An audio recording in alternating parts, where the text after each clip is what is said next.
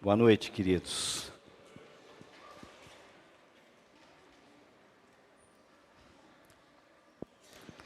Eu me pego louvando ao Senhor, eu quase desidrato, sabe? Porque é bom demais, é muito bom.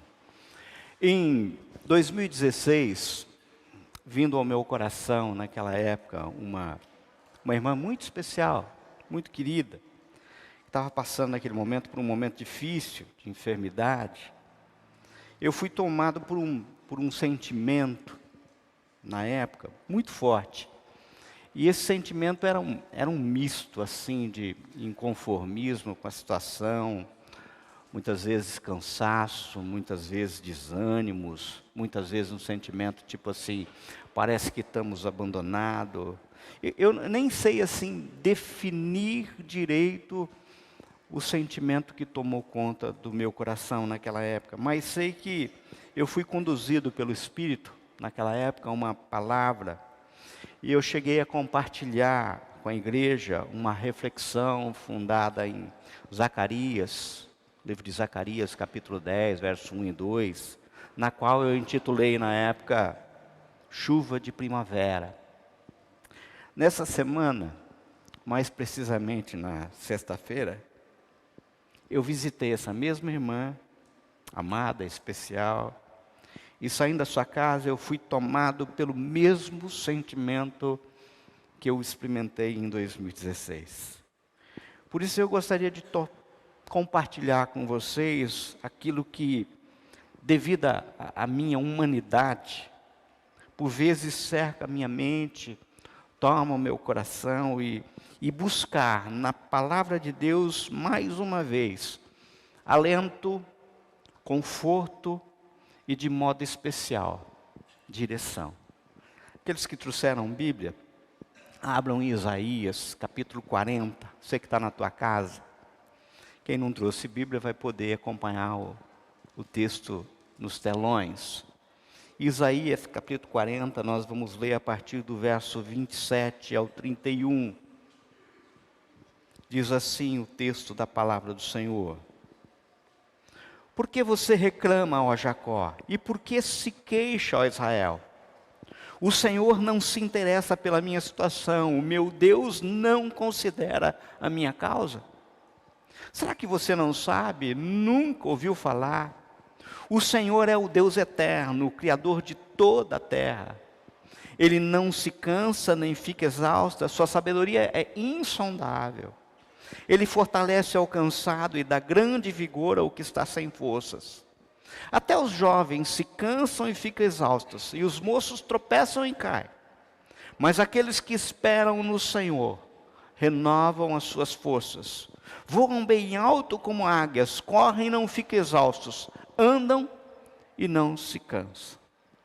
Verso 29, eu queria que você guardasse no teu coração. Ele fortalece ao cansado e dá grande vigor ao que está sem força. Vamos orar? Pai, fala conosco, Senhor. Queremos proclamar a liberdade plena, genuína do Teu Santo Espírito. Fala conosco nessa noite, Senhor. Depois de tantas canções que entoamos e louvamos o Teu nome, Senhor meu Pai. Cada letra de canção aqui proclamada tem que fazer sentido, Senhor. Tem que fazer sentido. A alegria tem que tomar conta do nosso coração, Senhor meu Pai. E tudo está na adoração ao Senhor, na Tua palavra, na Tua graça. Por isso, Senhor, fala conosco nessa noite. É o que te pedimos, Pai, em nome de Jesus. Amém? Percebam, queridos, no trechinho da palavra de Deus que lemos, há um apontamento. O verso 27 diz assim: por que você reclama, ó Jacó, e por que se queixa, ó Israel? O Senhor não se interessa pela minha situação, o meu Deus não considera a minha causa. É essa a pergunta. Quem aqui já não teve essa sensação? Ou será que é só eu? tá? Quem aqui já não teve exatamente essa sensação que está no texto de Isaías? Note, aqui está me parecendo que o sentimento relatado é um sentimento assim de desprezo, de abandono. Deus não se interessa por minha situação, nem ao menos olha a minha causa. Isso está muito além do relatar de um cansaço físico. Ou seja, quando é falado nos versos 28 e 29, ele não se cansa nem fica exausto, ele fortalece ao cansado e dá grande vigor ao que está sem força.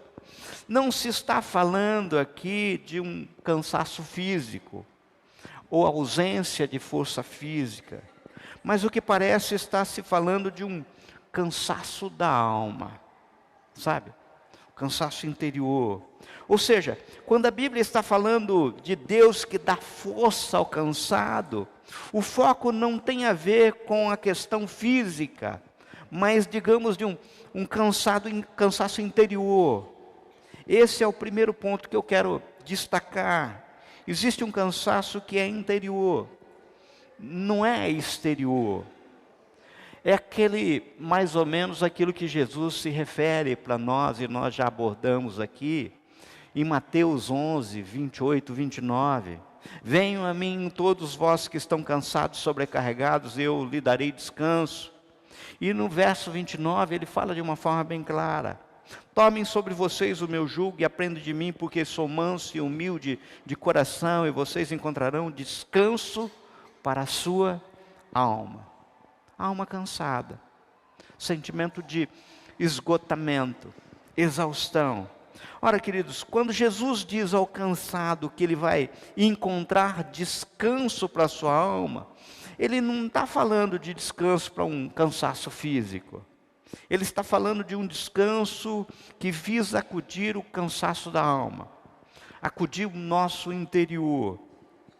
Eu acho que se nós fizéssemos aqui uma enquete, aqui uma pesquisa entre nós não encontraríamos aqui nenhuma pessoa que nesse momento possa falar assim: olha, eu estou exausto fisicamente, sabe?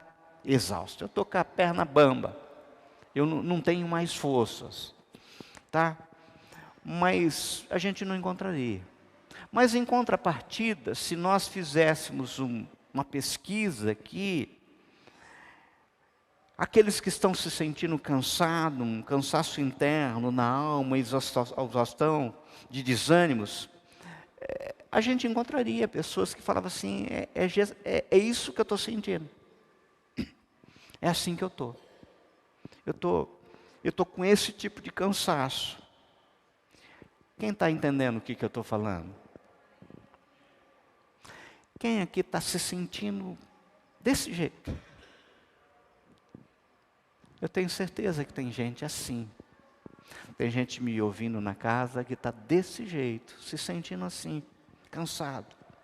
Sabem, queridos, já falamos aqui que o fardo mais pesado que nos cansa, ele é o pecado. Mas nós podemos olhar outros desenhos nas Escrituras e incluir que existem circunstâncias contra as quais estamos lutando que geram desgaste, cansaço, bem ainda que nem sempre o cansaço que estamos sentindo tem a ver apenas com dificuldade pelos quais passamos, ou coisas ruins que estamos enfrentando. Às vezes o desgaste, a exaustão, o cansaço, vem do fato que ainda esperamos por coisas que não aconteceram. Promessas, coisas que nós estamos esperando. Provérbios, capítulo 13, verso 12, diz assim: a esperança adiada faz o coração ficar doente, sabe? E tem pessoas que ficam esperando, porque tem promessa, tem algo, e aí quando vai ser? Amados, quem aqui já recebeu uma promessa do Senhor, que inclusive é desejo do coração, mas ainda não aconteceu, ou muito pelo contrário? Toda manhã, cada manhã você acorda e parece que está mais longe de acontecer. A coisa vai ficando mais difícil, sabe? Eu sei que você está olhando e fala assim, eu estou me vendo nisso. Exatamente assim. Eu já falei aqui a respeito de que aquilo que mais eu desejo é que as palavras que saiam da minha boca, quando eu subo num púlpito, produzam uma fé que se sustente independentemente das circunstâncias da vida. Tal qual essa canção que cantamos agora há pouco, que é um reflexo de Abacuque 3, 17, 19. Ainda que a figueira não floresça, nem haja fruto na vida, o produto da oliveira minta, os campos não produzam mantimento, as ovelhas sejam arrebatadas do aprisco, e nos currais não haja gado, todavia eu me alegro no Senhor, exulto no Deus da minha salvação. Esse é um desejo. Mas por que eu estou falando isso? Porque eu de fato acredito que os sinais seguirão aos que crerem, e não que eu preciso de sinal para crer. Eu não preciso de sinal para crer. Mas tem sinal. Bem como afirmo e repito que o desejo meu, aquilo que cerca meu coração, é que eu amo mais o Deus da bênção do que as bênçãos de Deus. E isso deve permear o nosso relacionamento com Ele. Sabe? Pelo que eu não vou agora retirar nenhuma dessas afirmações. Elas são verdadeiras. Agora, porque eu sou fraco, e eu me coloco toda vez que vem a palavra do Senhor nessa posição, eu sou fraco, muito fraco. De vez em quando me bate assim um desânimo, uma tristeza, um santo inconformismo, um desejo louco de experimentar sinais. Sabe aquela vontade de ser usado por Deus para ver retirada a dor física das pessoas? Uma vontade de, mesmo sabendo que o Senhor possui plano maravilhoso para muitas pessoas, inclusive porque Ele já disse isso, sabe? Ele próprio já falou, mas simplesmente uma vontade de querer poder tocar e mandar que a dor física, principalmente da alma, dê uma trégua, como se fosse assim um anestésico do céu, algo que vem do trono de Deus. De vez em quando eu me pego a questionar qual a razão de Deus ter usado tantas pessoas. A gente olha no Velho Testamento, Elias, Eliseu, a gente vê homens que pegam um prato com sal e torna águas impuras, sabe? A gente vê um homem que manda simplesmente uma família inteira fechar as portas e multiplica o azeite da botija no milagre santo, e Deus falou isso para ele, sabe? A gente vê relatos bíblicos de homem que joga uma vara no rio e um machado flutua. A gente vê tantas coisas, e por que Ele não me usar de um jeito que isso possa levar alento às pessoas? Agora, vamos voltar aqui para o texto. Observem que o texto nos fala que é o Senhor quem fortalece o cansado, que é Ele quem dá vigor àquele que está sem força, e que isso acontece de uma forma sobrenatural, mas que existe uma condição. O texto diz: aquele que esperam no Senhor renovam suas forças. Veja, o que me parece a expressão esperam não está relacionada intimamente ao tempo de espera. Não tem relação com o verbo esperar, mas também tem uma relação não só, mas com confiança. Confiar em bem tem relação com o verbo esperançar, ou seja, no original, a palavra usada indica uma dependência e a disposição de atividade em torno de um evento futuro. É o Senhor dará força para aqueles que nele esperam, depositam sua experiência, sua esperança e o futuro. A gente não consegue separar as coisas, porque a esperança e o fato de esperar parece que está interligado, porque se eu confio e espero, e tenho esperança, eu espero, sabe? Mas observe que interessante, a Bíblia não fala de um cansaço que vem só de coisas ruins, ou fala da concretização de coisas boas, mas eu e você podemos nos cansar até mesmo das coisas que são extremamente positivas. Pô, da onde você tirou isso, Dionísio? Ué, basta a gente olhar. Gálatas 6 e 9 nos orienta no sentido de que não nos cansemos de fazer o bem, pois no tempo próprio colheremos, se não desanimarmos, tá? Ou seja, se ele orienta a não cansar de fazer o bem, é porque até fazer o bem cansa. E até isso pode levar a gente ao desânimo.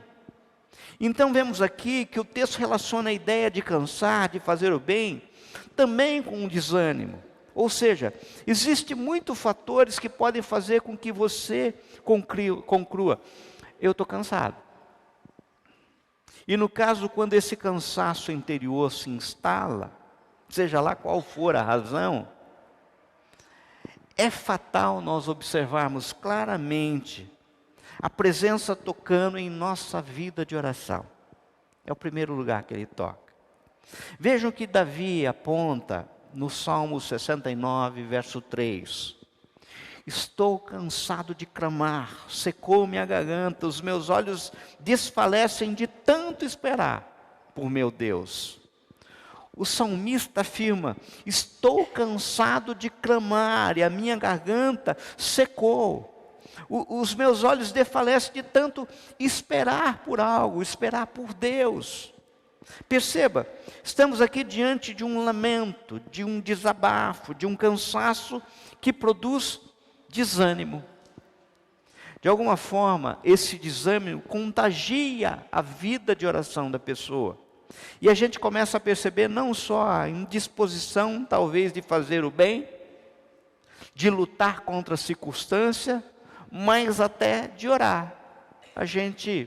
O desanimado, aquele que está cansado de alma, perde a vontade de orar. Elaine não quer. Não é que não quer, parece que não consegue. Não tem forças. Daí o autor sagrado faz um apontamento maravilhoso, ele diz, será que você não sabe, verso 28, nunca ouviu falar, o Senhor é o Deus eterno, o Criador de toda a terra, Ele não se cansa nem fica exausto, a sabedoria insondável, Ele fortalece o cansado e dá grande vigor ao que está sem força. O que nós estamos vendo aqui é que, ao contemplarmos esse Deus pela fé, seremos fortalecidos, revigorados em sua maravilhosa graça. Mas como? Como ele vai fazer isso? Ao destacar os atributos de Deus, Isaías nos ensina como cultivar a prática de se focar em Deus. Procurar saber quem é e ouvir a palavra. Será que você não sabe?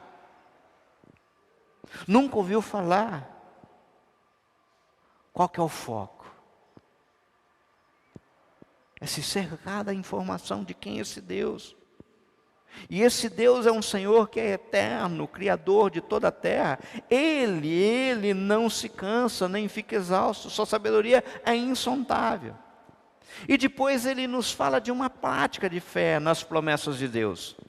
É Ele que fortalece o cansado e dá grande vigor ao que está sem força. Então, ele está falando assim, cultive o hábito de olhar para Deus.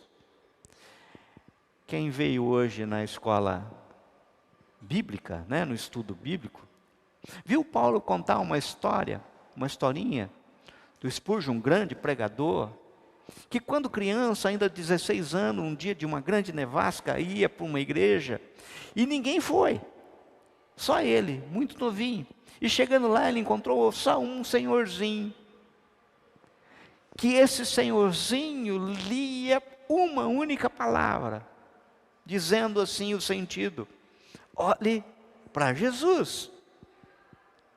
Olhe para Jesus. Até que chegou perto daquele grande, que se tornaria um grande pregador, e chacoalhou ele e falou assim: menino, olhe para Jesus. E ele foi tomado pelo Espírito naquele momento, sabe? Porque é algo sobrenatural. É aquilo que vem do trono de Deus. Deus está dizendo o seguinte: que Ele se revela como o eterno Criador dos confins da terra, o Senhor que não se cansa e nem se fatiga. Que esse Deus que não se cansa, que não conhece o que é cansaço, porque é um ser absoluto, completo, Ele diz: eu quero usar o que eu tenho, que é essa força que nunca se cansa, para estender a você, que não tem o que eu tenho. É só eu que tenho para dar. A força que te faz superar o cansaço, inclusive o seu cansaço interior. Essa esperança, essa dependência de Deus é que pode nos conectar a uma coisa que é provisão sobrenatural. Eu não consigo explicar como é que ela acontece, mas ela acontece. Aqui o que temos é maior do que mera motivação e encorajamento emocional. Nós precisamos aprender a conectar com Deus quando experimentamos a sua intervenção de forma sobrenatural na nossa vida. No que diz respeito à forma como Deus nos fortalece quando estamos cansados, eu ouvindo essa semana Luciano Subirá, nos fala de duas maneiras. A primeira delas é aquela quando o Senhor vem a nós. E a segunda é aquela que nós temos que ir a Deus.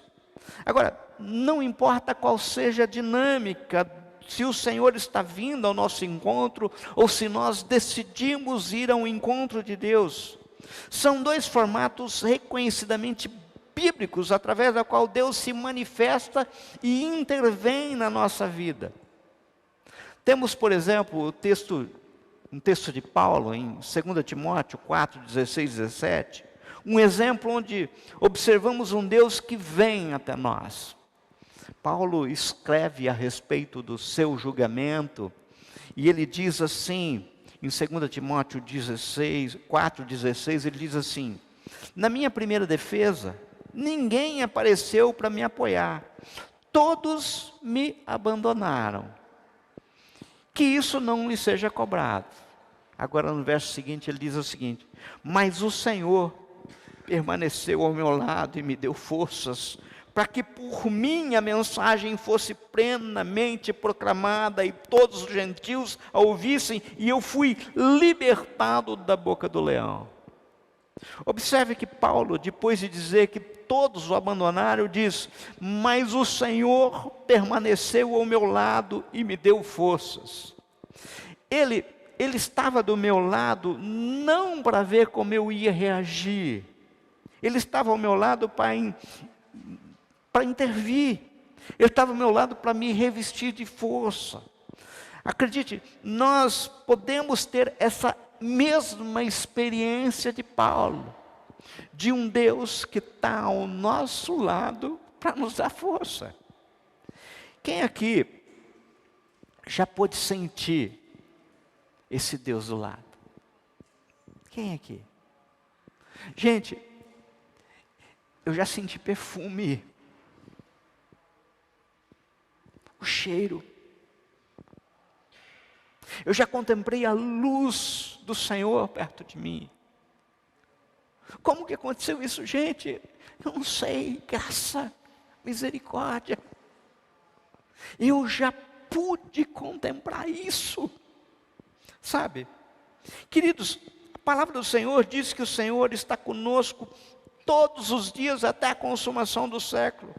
E eu sei, inclusive, como tratado hoje no estudo bíblico de manhã, que a palavra do Senhor é a verdade e não é o meu sentimento que é a verdade, é a palavra que é a verdade. Mas mesmo tendo sentido isso, muitas vezes, se quisermos ser honestos com o Senhor, a respeito de como estamos nos sentindo, e convenhamos, ser honesto com Deus é tudo de bom mesmo, porque não tem como enganar, né? Eu posso não falar, mas Ele sabe, sabe? Nós temos que de vez em quando confessar para Ele, e eu muitas vezes me pego confessando. A sensação que eu tenho, Senhor, é que eu estou sozinho. Eu estou me sentindo abandonado, sabe? Dionísio é homem, fraco, limitado, e eu sei disso. E a minha honestidade faz com que eu confesse para o Senhor: Senhor, é assim que eu estou, é assim que eu estou me sentindo.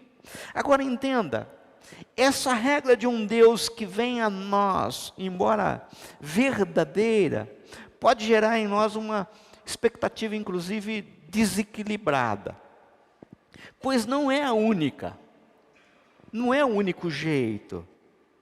Sabe, muitas vezes, Deus espera que você vá até Ele. Ele não vem até você. Quer um exemplo disso?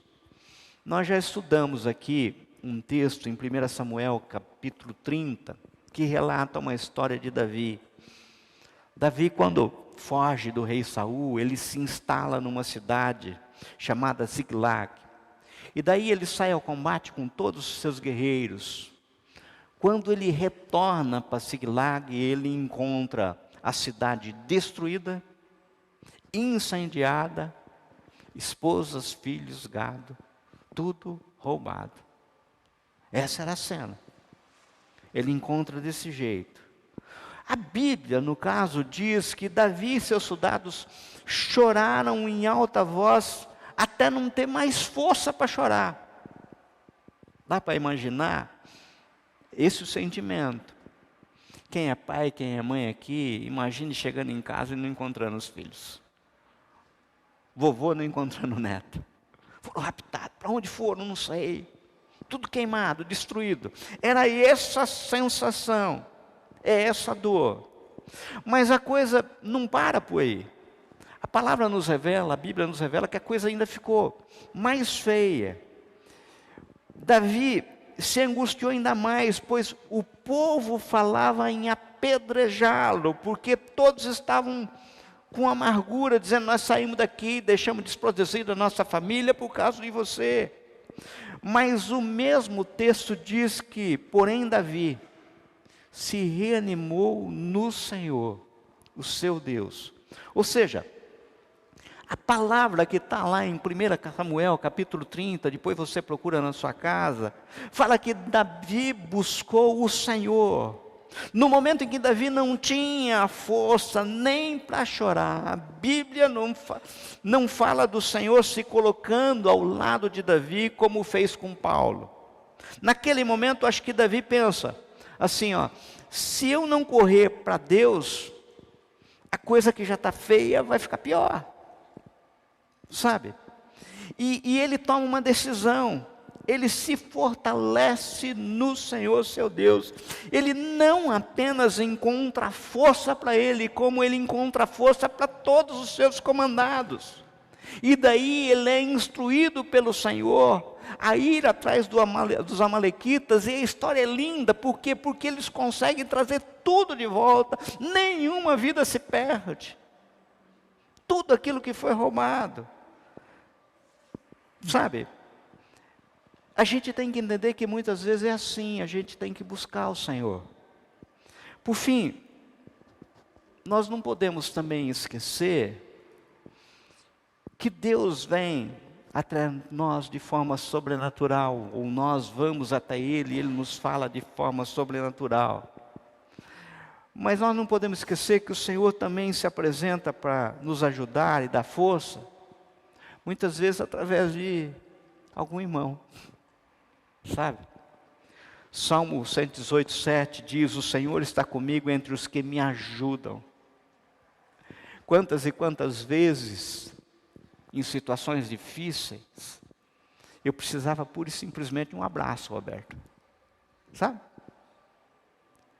Eu lembro, eu já falei aqui, em situações difíceis da minha vida, muitas vezes aquele gordo ali, ó, ele simplesmente chegava perto de mim e abraçava.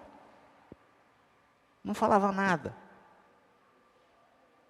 Era o Senhor se manifestando. É a graça do Senhor se manifestando. Mas observe, a palavra diz: mas aqueles que esperam no Senhor renovam a sua força. Pelo que é importante nós considerarmos lidar com a realidade, inclusive da nossa fraqueza, sabe? Porque muitas vezes a gente não tem dimensão da nossa fraqueza. A gente não sabe o quanto a gente é fraco. Paulo, a palavra diz que Paulo, após orar a Deus por uma situação específica, ele não recebe de Deus a resposta que ele queria. 2 Coríntios 12, a partir do verso 9, diz assim: minha graça é suficiente para você, pois o meu poder se aperfeiçoa na fraqueza. E Paulo ainda conclui: portanto, eu me gloriarei ainda mais alegremente em minhas fraquezas, para que o poder de Cristo repouse em mim. Por isso, por amor de Cristo, regozijo-me nas fraquezas, nos insultos, nas necessidades, nas perseguições, nas angústias, pois quando sou fraco, é que sou forte. Quando sou fraco, é que sou forte. Aqui nós temos aqui um paradoxo, uma aparente contradição. Paulo está dizendo: quando eu entro em contato com a realidade da minha limitação, da minha fraqueza, isso me desperta para tirar os olhos de mim, dos meus recursos, e colocar os olhos naquele que é a fonte de toda força. Olhe para Jesus. Olhe para Jesus. Mas o texto continua, não dizendo só isso, mas ele fala assim: olha, voam bem alto como as águias, correm e não ficam exaustos, andam e não se cansam. Quando o autor sagrado usa essa alegoria, voam bem alto como as águias, correm e não se ficam exaustos, andam e não se cansam, ele está nos falando que o esforço para alcançar a altura não é teu, é aqueles que esperam no Senhor, porque é na força do Senhor. Pois as águias, eu não sei se vocês já prestaram atenção nisso. Quem já viu uma águia voando muito alta, você vai perceber que sequer ela bate asa. Depois que ela pega uma certa altitude, ela plana. E se aproveita das correntes ascendentes. Qual o esforço? Nenhum. Quem leva é ascendente, sabe? O que o Senhor está nos falando é isso aí. Correntes de ar, elas não batem asas, elas planam. Quando a Bíblia diz que quando Deus renova as suas forças, não é um vento natural. Essa alegoria tem a ver com o vento do Espírito, sabe? Porque quando eu olho para Deus através da palavra, se não for o Espírito, é só mais um livro. Não dá para acreditar naquilo se não for o Espírito falando comigo e soprando o seu vento, como faz com a água, e fazer com que eu suba mais alto, sabe? Essa alegoria tem a ver com o vento do Espírito, do sopro, da manifestação do poder de Deus que nos move, sabe? E é interessante que essa mesma força do vento, ela pode funcionar do jeito que você quiser.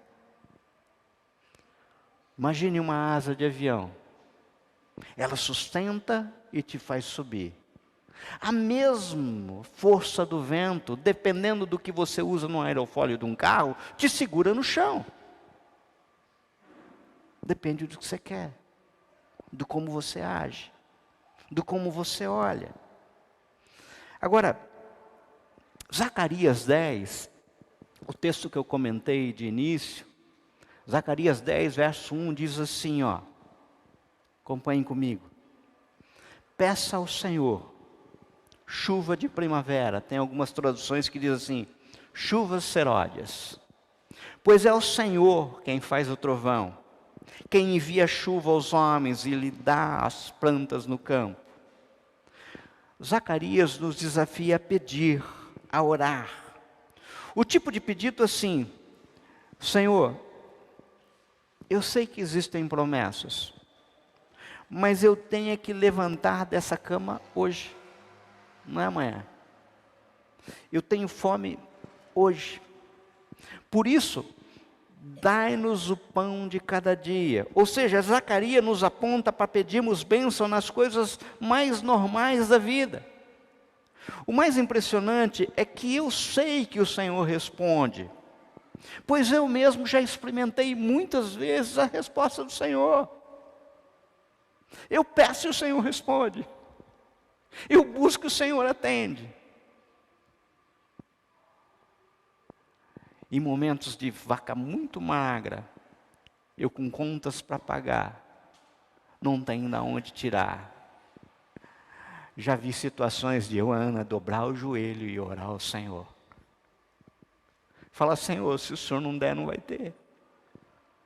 E no outro dia, bateu alguém na porta de casa, de um serviço que eu tinha começado, mas não tinha terminado. Eu nem sei quando ia terminar, porque era um processo judicial, eu sei quando começa, mas não sei quando termina.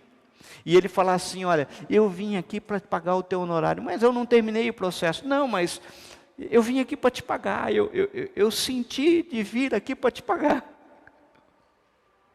Isso é Deus. Isso é o Senhor. É um Deus que responde. Mas o que fazer enquanto a grande bênção do Senhor não chega? Existem duas expressões muito utilizadas na Bíblia. Chuva temporã. Ela é a chuva que cai durante o outono, no tempo de semear a terra, garantindo assim a colheita para o inverno. Sem essa chuva, a semente não germina. Por isso, essa chuva era necessária para fazer brotar a semente. Mas a outra expressão é chuva seródia, que caía durante as primeiras semanas da primavera. E é disso que Zacarias está falando. Antes da colheita, era necessária para fazer com que a plantação amadurecesse para a colheita. E entre isso tem uma espera, ou seja, esperar algo desafiador para nós. Pois quase sempre a gente tem que lidar com uma coisa que é de homem, gente. E essa coisa de homem, a Bíblia ainda classifica como pecado. Ansiedade, né, Nete? É pecado. Ansiedade é falta de confiança. E nós somos assim, ansiosos. Em Zacarias 10:1, o Senhor quer nos falar sobre esse tempo de espera. Eu sei que muitos aqui possuem promessas do Senhor, já falamos sobre isso. E entre as promessas do Senhor, quando cheguei aqui, o Eliseu falou assim, me diz uma novidade boa. Eu falei assim, eu não sei se é novidade para você, mas para muitas pessoas podem ser. A melhor de todas é que nós sabemos onde vamos morar um dia. E é com o Senhor. Essa é a melhor que tem. Sabe? Essa nos enche. A maior é ir morar no céu. Mas enquanto isso não vem, como devemos agir? O que devemos fazer? O Senhor nos fala para simplesmente pedirmos a eles chuva seródia, chuvas de primavera, que no caso possuem algumas características. Primeira, elas são necessárias para o amadurecimento do fruto do grão, pelo que não pode faltar. E como ar para nós, que adianta as promessas se não faltar ar, sabe? A gente precisa. E elas devem ser na medida certa, nem demais, para que o fruto, o cereal não apodreça na planta ou caia, e nem de menos, para que não viguem com o vigor necessário. É interessante que Salomão, quando fala a respeito dessa coisa de medida, qual a medida da graça, da bênção do Senhor, ele fala no Provérbios capítulo 30, a partir do verso 7, ele diz assim, duas coisas te peço, mas não mas negue antes que eu morra. Afaste de mim a falsidade, a mentira. Não deis nem a pobreza, nem a riqueza. Dá-me o pão que me for necessário. Para não suceder que, estando eu farto, te negue e diga, quem é o Senhor? Ou que, empobrecido, venha furtar e profane o nome de Deus. O que Salomão está dizendo é, pão nosso de cada dia. Sabe? É isso. Eu quero concluir. Na realidade eu falei tudo isso porque eu queria hoje te convidar a exercitarmos aquilo que o Senhor nos aponta. Existe promessa do Senhor que ainda não se cumpriu na sua vida? Está difícil, pois a cura ainda não chegou, a porta de emprego ainda não abriu, a despensa está baixa. Eu sei que você não duvida do Senhor, mas hoje a sua alma grita, pois está doendo. Doendo muito, você está se sentindo cansado, sem força. Eu quero te convidar nessa noite para orarmos juntos ao Senhor, ou seja, a pedirmos que o Senhor renove as nossas forças e que Ele nos dê chuvas de primavera, que pode não ser a grande cura, mas é um anestésico que faz com que a gente veja o fruto vingar, sabe? Aquelas que virão na medida certa para animar a minha alma, a tua alma, como um antepasto, como um olhar para as portarias do céu, sabe? Porque eu queria que hoje você, pelos olhos da fé, conseguisse olhar as portarias do céu se abrindo. E depois, se olhar isso, você dá uma olhadinha para a tua fraqueza e pensa como a águia. Eu vou subir, eu vou estar lá, sabe? João 16, 23, 24 diz, em verdade vos digo, se pedires alguma coisa ao meu Pai, eu vou-la concederá em meu nome. Até agora nada tendes pedido em meu nome. Pedi e recebereis, para que a vossa alegria seja completa. Que declaração incrível essa de Jesus. A cena se desenvolve e Cristo avisa aos seus seguidores, seus discípulos, que Ele está partindo. Mas que eles logo não veriam em pouco tempo. Ainda assim, no mesmo esforço de vós, Ele assegura que tinham acesso a todas as bênçãos do Senhor, que vêm dos céus. Tudo que teriam que fazer é pedir em seu nome. Jesus nos afirma que tudo o que devemos fazer é pedir. É pedir. Então eu olho para Margarete e eu quero pedir. Por Uber eu quero pedir. Por Clemens eu quero pedir ao Senhor. Sabe? Eu sei que a Elaine está esperando bênção do Senhor, né, Elaine? Por filho. Eu quero pedir. Porque é isso que o Senhor nos fala. Na realidade, creio que Jesus estava dizendo, peçam já. Não fiquem esperando chegar outra hora. Sabe? E não tentem esclarecer isso teologicamente. Entendam. O meu nome tem poder sobre o diabo e vocês têm esse poder porque estão em mim. Peçam e o Pai fará. Por isso eu quero convidar você a ficar de pé, para nós orarmos juntos. Nós somos desafiados nessa noite a pedir renovação das nossas forças, chuvas de primavera, como sinais daqueles que creem. Queridos, eu não abro mão de sinais. Quem experimentou não abre mão de sinais. E pode acontecer aqui e agora. pode acontecer algo maravilhoso, tremendo na tua casa. Sabe? Processos podem ser rejulgados. Eu já vi jurisprudências mudarem em processos a qual eu estava conduzindo e não tinha nenhuma esperança. Milagre. E a honra, a glória era do Senhor. Quantas e quantas pessoas desenganadas por médicos, o Senhor vem e dá a cura e confunde a medicina.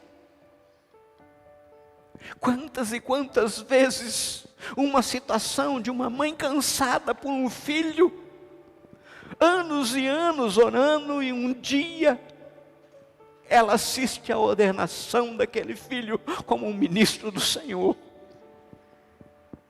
Sabe? Porque o Senhor renova as nossas forças. Vamos pedir chuvas de primavera, que não é nem de mais, nem de menos. É na medida que nós precisamos hoje. É a medida que o Túlio precisa hoje, que o Edson e a Rosana precisa hoje. É a medida que o Rafa está esperando hoje, veio buscar aqui hoje. É a medida da chuva de primavera, que toca no Neno, que toca na Sandra. É a medida da chuva de primavera. O Edmilson está esperando isso. Chuva de primavera na casa dele. Fecha os teus olhos. Senhor, meu Deus, meu Pai. Pai, esse sentimento, porque nós somos humanos, Pai. Falhos. E nós temos que ser honestos, Senhor. Porque não tem jeito de mentir para o Senhor. Muitas vezes a gente se sente como se estivesse abandonado. Muitas vezes a gente se sente cansado. Não é um cansaço físico, é um cansaço da alma. Esgotado. E daí vem o Senhor e diz assim: eu sou o Deus que não se cansa. Eu sou o Deus que cria. Eu sou esse Deus, sabe? Um Deus que é eterno, Criador de toda a terra, que não cansa, nem fica exausto, e que tem toda a sabedoria. E esse Deus é que nos fortalece, que dá vigor, que faz com que a gente tenha um vigor, sabe, que se renova, e a gente consegue voar como águias, correr e não ficar exausto, andar e não se cansar. É isso que eu quero, Senhor. É isso que eu quero para mim, é isso que eu quero, nós queremos para nós enquanto igreja. É isso que cada um aqui espera hoje, Senhor. E a tua palavra diz assim: peçam. Então o que nós estamos fazendo aqui é pedir. Pedir. Sabe por quê? Porque quando nós pedimos em cima da tua palavra, isso vira testemunho. E o louvor e a glória é tua e sempre tua. Por isso, Senhor, recebe a nossa oração que fazemos em nome de Jesus. Amém?